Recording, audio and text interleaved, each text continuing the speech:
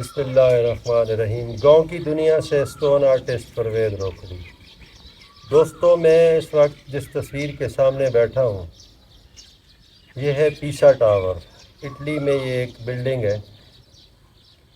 ایسے لاکھوں کروڑوں افراد کو پتہ نہیں اس کا جو مین گیٹ ہے اس پہ کیا لکھا ہوا ہے۔ میرا آج کا ولاگ بہت سی باتیں میں نے آپ سے کرنی ہے اپنے پاکستانیوں سے، اور پہلی بات تو یہ ہے کہ اس کے مین گیٹ پہ اس تصویر کو میں نے صرف اس لیے بنایا ہے کہ اس کے مین گیٹ پہ جو الفاظ لکھے ہوئے ہیں کہ دنیا کی سب سے خوبصورت اور لائق ترین شخصیت جو تھی وہ حضرت محمد مصطفیٰ صلی اللہ علیہ وآلہ وسلم ہے۔ دوستوں، میں ایک گاؤں میں رہتا ہوں، تو میرا زندگی کا یہ اصول ہے کہ میں کوشش کرتا ہوں کہ ہر چیز کو ڈسپلن کے ساتھ رکھوں، اپنے گھر کو خوبصورت رکھوں، صاف ستھرا رکھوں۔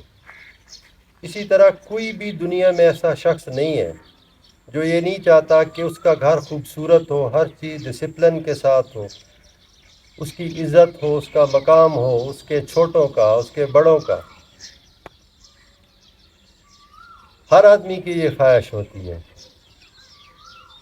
لیکن انتہائی دکھ ہوا 9 مئی کو کہ پاکستانیوں نے اپنا ہی گھر توڑنا شروع کر دیا۔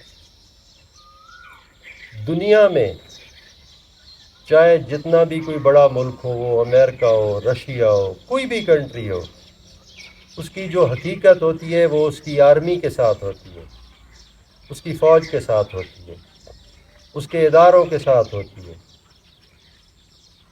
تو میاں والی میں بہت سے ایم عالم کا جو ایک جہاز اس کو جلایا گیا، حساس اداروں کی دیواریں گرائی گئیں، مختلف جگہ پہ عدالتوں میں آگ لگائی گئی، ہزاروں لوگوں کے کیسوں کی فائلیں جل گئیں۔ کیسے لوگ ہیں آپ یار؟ اس طرح تو نہیں کرنا چاہیے۔ اپنا گھر تو آپ خوبصورت رکھنے کے لیے تیار ہو، اور ملک جو ہوتا ہے وہ اپنا گھر ہوتا ہے، چاہے آپ ملک کے کسی کونے میں ہو، گاؤں میں ہو، شہر میں ہو۔ تو یہ بہت ہی دکھ کی بات ہے۔ سب کچھ جو بھی ہوتا ہے، آرمی جس حال میں بھی ہو، وہ لوگ دن رات آپ لوگوں کی حفاظت کرتے ہیں۔ میرا کسی سیاسی جماعت سے کوئی تعلق نہیں ہے۔ آپ نے احتجاج کرنا ہے تو کرو، لیکن احتجاج کے بھی کوئی اصول ہوتے ہیں۔ اگر آپ کو نہیں پتہ تو آپ دنیا سے پوچھ لیں، دنیا کو دیکھ لیں کہ دنیا میں کس طرح ہوتے ہیں۔ احتجاج آپ کا حق ہے، لیکن اپنے اداروں کے خلاف نہیں، کیونکہ یہی ادارے ہیں جن کی وجہ سے آج آپ لوگ سارے سکھ کا سانس لے رہے ہیں۔ یہ ادارے نہ ہوتے تو آپ لوگ چوروں اور ڈکیتوں کا شکار ہوتے۔ دوستو، جس طرح میں اپنے گھر کو خوبصورت رکھتا ہوں، یہ میرا ملک پاکستان ہے، اسی طرح آپ کو بھی چاہیے کہ اپنے پورے ملک کو اپنا گھر سمجھیے، اس کی حفاظت کیجیے۔ یہ سیاستدان تو آتے جاتے رہتے ہیں، لیکن ہمیشہ اپنے گھر کا خیال رکھو۔ اگر آپ کی عزت جو ہے وہ اپنے گھر میں نہیں ہوگی تو دنیا آپ کی کیا عزت کرے گی؟ بہت سی دعاؤں کے ساتھ اللہ میرے ملک پاکستان کو محفوظ رکھے، اور اس امید پہ آپ لوگوں سے اجازت چاہتا ہوں کہ میں تو پتھروں سے کھیلنے والا ایک شخص ہوں۔ تو یہ ملک کلمے کے نام پہ بنا تھا، لا الہ الا اللہ محمد رسول اللہ۔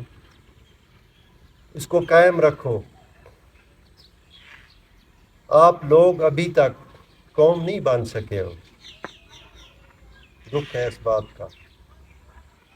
دوسروں کی باتوں میں اور جذباتی تقریریں سن کے تو آپ چل پڑتے ہیں جناب کہ تھانوں کو آگ لگا دو، آپ آرمی کو آگ لگا دو، کرنل شیر خان جیسے لوگوں کے جو بنے ہوئے تھے اسٹیچو ان کو گرا دو۔ یہ تو کوئی بات نہیں ہے، ان لوگوں نے تو قربانیاں دی ہیں آپ کے لیے۔ اللہ آپ کو ہمیشہ راہ راست پہ لائے، آپ کو عقل دے اپنے گھر کو خوبصورت رکھنے کی۔ دعاؤں کے ساتھ اللہ حافظ۔